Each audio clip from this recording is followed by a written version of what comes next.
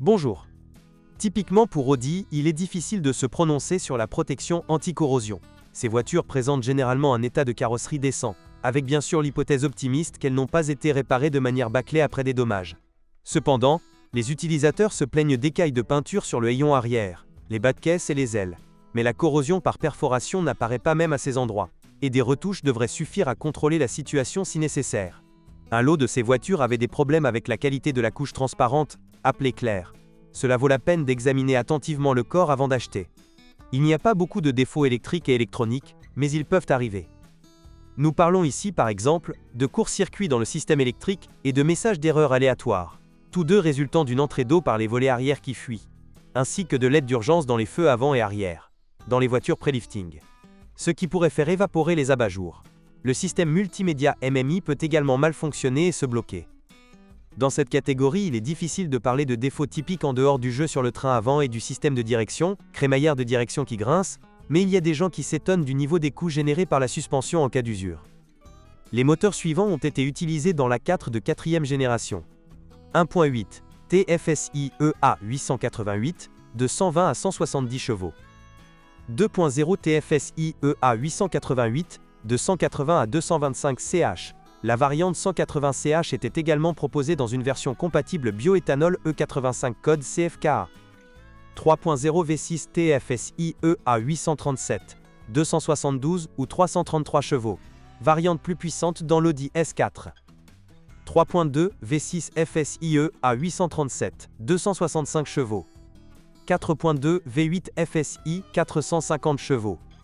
Ce n'est pas particulièrement amusant dans cette catégorie. Raison ? Les unités 1.8 et 2.0 TFSI les plus populaires ont d'abord souffert d'une énorme consommation d'huile, défaut de conception, segment de piston trop fin. Et on peut s'attendre à des problèmes de distribution, d'électronique ou de turbocompresseur, de fuite, etc.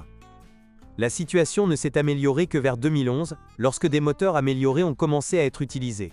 Cependant, dans certains cas, d'anciens codes moteurs ont été utilisés jusqu'en 2015, c'est-à-dire jusqu'à la fin de la production de l'Audi A4, B8, ce qui introduit une confusion supplémentaire. Contrairement aux apparences, le moteur 3.0 TFSI n'utilise pas de turbocompresseur, mais un compresseur mécanique. Heureusement, il ne présente pas d'inconvénients particuliers en termes de taux de panne, même si en cas de problème, il peut être plus difficile de trouver quelqu'un qui le réparera que dans le cas des turbocompresseurs. Problème courant ? Distribution, en particulier les tendeurs, fuite d'huile, panne d'injecteur et de bobine d'allumage, ainsi que tuyaux et thermostats du système de refroidissement endommagés. À cela s'ajoutent des problèmes de ventilation du carter, et en raison de l'injection directe de carburant, des dépôts de carbone se déposent, comme c'est le cas pour tous les autres moteurs de la gamme Audi A4, B8. Cela semble sérieux, mais dans l'ensemble, le 3.0 TFSI a une bien meilleure réputation que les premiers 1.8 et 2.0 TFSI. Tout d'abord, il n'y a pas de tel problème avec la consommation de pétrole, même si cela se produit également ici.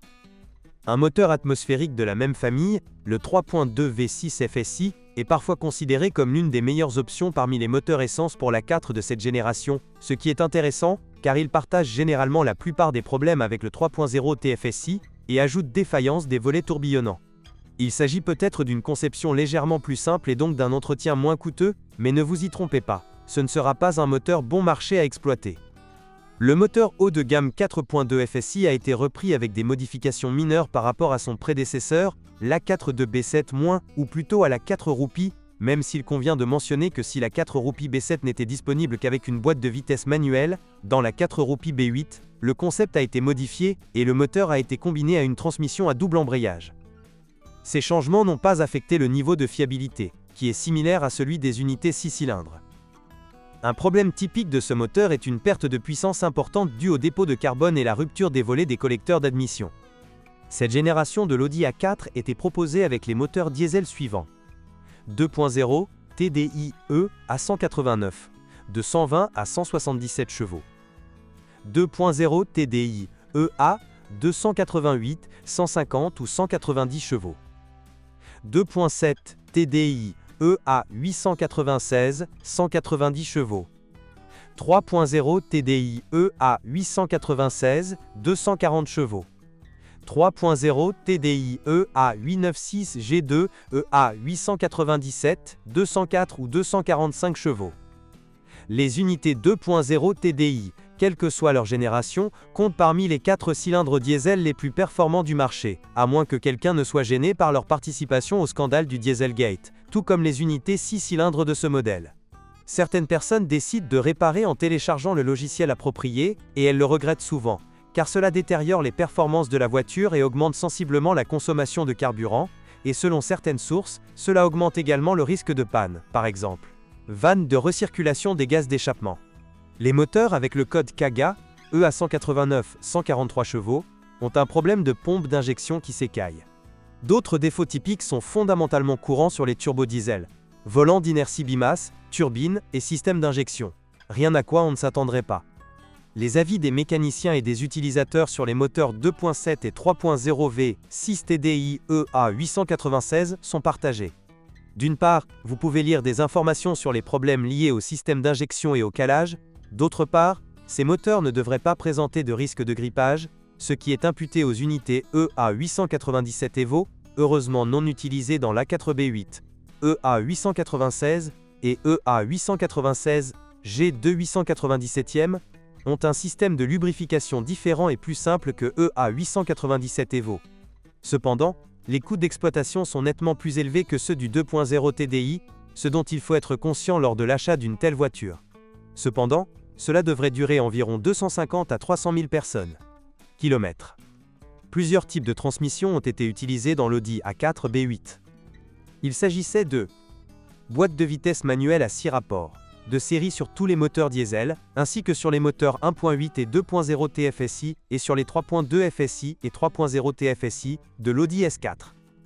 Transmission automatique Tiptronic à 6 rapports, option en 3.2 FSI 4 et début 3.0 TDI 4 240 chevaux astérisque. Transmission à double embrayage S-Tronic à 7 rapports, non commercial des boîtes de vitesse DSG utilisées par Audi, option dans le 2.0 TFSI 4 de plus de 200 chevaux, dans la S4 et dans les diesels 2.0 TFSI 4 de 177 et 190 chevaux, et dans la variation continue multitronique. Transmission à variation et traction avant. Astérisque dans les voitures équipées de moteurs 3.0 TDI de 240 chevaux et d'une transmission 4 les boîtes de vitesse Tiptronic ont été utilisées jusqu'en août 2009, à l'exception des versions 4 diesel propres, où Tiptronic n'a cessé de produire qu'en novembre 2011. Tiptronic a cédé la place à une boîte de vitesse à 7 rapports dans de telles voitures, évitées.